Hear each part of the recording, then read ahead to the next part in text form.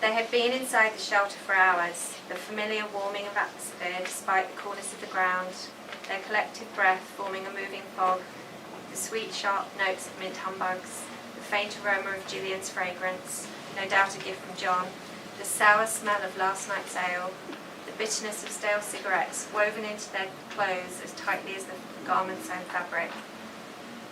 Maggie was conscious of every movement and each and every sound.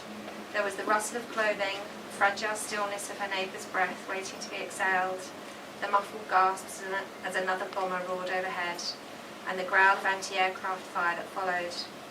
Lord knew how many hours she had sat upright with nothing to lean against, the tiny pitch-dark shelter separating them all as surely as it bound them together.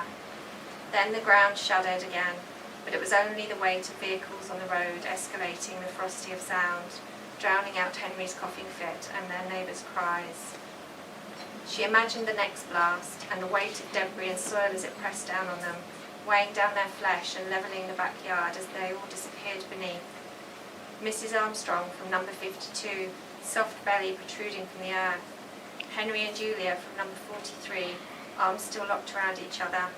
Gillian and her 3 girls from along the road, her own body, arms and legs sticking out at awkward angles like sticks from a game of jacks. Discarded clothes and prized possessions, brought to the shelter for safekeeping, lonely artefacts in their communal tomb. She shook her head, trying to dispel the image. I'm not going to die, I'm not going to die, she repeated to herself. If Peter were here, he would have found a way to distract her. Her breathing intensified, and she struggled to think of something else, to grasp hold of a thread of something normal.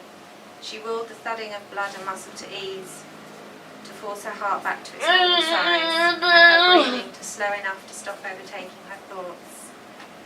She could smell the fear in her own perspiration and sense it in the unease that had overtaken their shared space.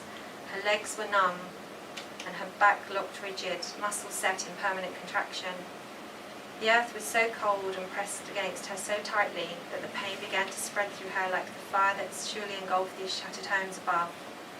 And then it grew quiet again, and they waited for the shelter doors to open so that they could reluctantly inhabit the streets outside, though they would not be allowed home until the wardens had checked the damage, until the fire brigade had made safe or demolished any precarious buildings, and any unexploded bombs were defused.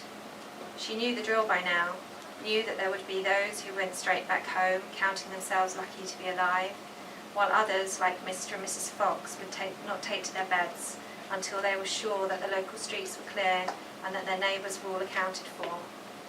To pass the time between now and then, she pictured Peter, handsome and authoritative in his uniform, only his dark brown hair unruly. You can't change what happens to you, only how you deal with it, he was saying to her. It was what he always said. So she would deal with it by focusing on what she needed to do. Her next shift, if the radio factory was still standing, of course. There were new recipes from the minister to master, food inventories to be done, the butcher's order, 200 factory workers to cook for.